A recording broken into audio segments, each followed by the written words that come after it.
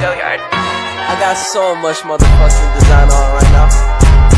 Break it down, bring it back, make it clap. I got 3 old thoughts, new block, where that thing. Bitches on my line, and you know they come straight. Hold up, what it not, 45, scope it cash like whoa. How you fucking with these hoes up? Pengertian, kalimat efektif adalah kalimat yang disusun berdasarkan kaidah-kaidah yang berlaku seperti unsur-unsur penting yang harus dimiliki setiap kalimat atau subjek dan predikat yang memperhatikan ejaan yang disempurnakan serta cara memilih kata atau diksi yang tepat dalam kalimat. Ciri-ciri dari kalimat efektif yaitu A. Memakai diksi yang tepat, B. Mempunyai unsur pokok atau penting minimal subjek predikat, C. Taat kepada tata aturan ejaan yang disempurnakan atau EYD yang berlaku, D. Melakukan penekanan ide pokok, E. Mengacu kepada penghematan penggunaan kata, F. Memakai kesejajaran bentuk bahasa yang dipakai, G. Memakai variasi struktur kalimat, H. Memakai kesepadaan antara struktur bahasa dan jalan pikiran yang logis dan sistematis, I. Mewujudkan koherensi yang baik dan kompak, J. Memperhatikan paralelisme, K. Merupakan komunikasi yang berharkat, L. Diwarnai kehematan, M. Didasarkan pada kalimat kata yang baik. Adapun unsur-unsur kalimat efektif yaitu subjek, predikat, objek, pelengkap keterangan. Kologisan berarti dalam kalimat efektif mesti dapat diterima oleh nalar. Contoh, waktu dan tempat kami persilahkan salah, Bapak dosen kami persilahkan benar. Kepaduan adalah jika suatu kalimat efektif sudah disamakan, maka makna yang dikandung oleh kalimat efektif pun menjadi kian padu. Contoh, jika kita hendak mengetahui apakah uang kertas yang kita punya itu asli atau tidak, maka kita mesti terlihat mencoba dan terawang uang kertas yang kita punya itu atau kalimat yang belum padu maknanya.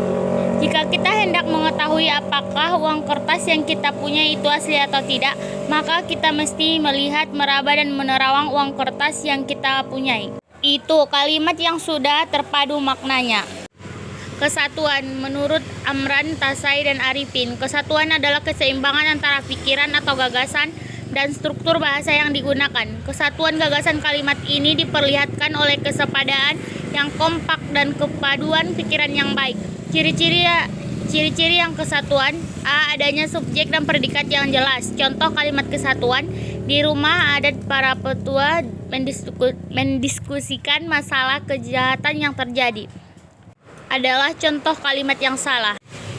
Para ketua adat mendiskusikan masalah kejahatan yang terjadi di rumah adat adalah benar. B. Tidak terdapat subjek ganda.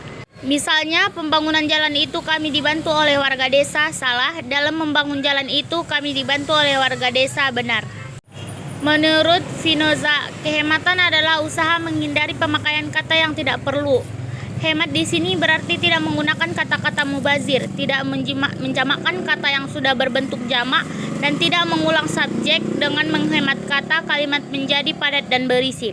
Contoh kalimat kehematan, karena ia tidak diundang, dia tidak datang ke pesta itu, salah. Karena tidak diundang, dia tidak datang ke pesta itu, benar. Presiden SBY menghindari rapian ABRI hari Senin, salah. Presiden SBY menghadiri rapat ABRI Senin itu, benar. Pelengkap atau komplement adalah bagian kalimat yang melengkapi. Letak pelengkap umumnya di belakang P yang berupa verba. Kepararelan, menurut Amran, Tasai, dan Arifin, kepararelan merupakan kesamaan bentuk yang digunakan dalam kalimat itu. Maksudnya yaitu jika pada kata pertama berbentuk verba, maka kata kedua juga harus berbentuk verba. Materi terkait verba, transip, dan instansif serta contohnya. Contoh kalimat kepararelan, sang tutor menjelaskan pemaparan dan penerapan sebuah aplikasi pada para praktikum, salah. Sang tutor menjelaskan, memaparkan dan menerapkan sebuah aplikasi pada para praktikan, benar. Ketetapan, menurut Finoza, ketetapan adalah kesesuaian atau kecocokan pemakaian unsur-unsur yang membentuk suatu kalimat hingga tercipta pengertian yang bulat dan pasti. Contohnya, Sidik lupa bagaimana cara melukis, mengecat, dan menjahit, salah. Sidik lupa bagaimana cara melukis, mengecat, dan menjahit benar. Kesimpulan, kami menyimpulkan bahwa kalimat efektif adalah kalimat yang harus dipahami baik si pembaca atau penulis yang sifatnya harus sesuai dengan perpaduan EED dalam penulisannya. Lalu harus ada penekanan ide pokoknya supaya lebih mudah dipahami dan tentunya mengacu pada penghematan penggunaan kata. Harus kita pelajari dalam pembuatan karya ilmiah atau tugas-tugas formal lainnya.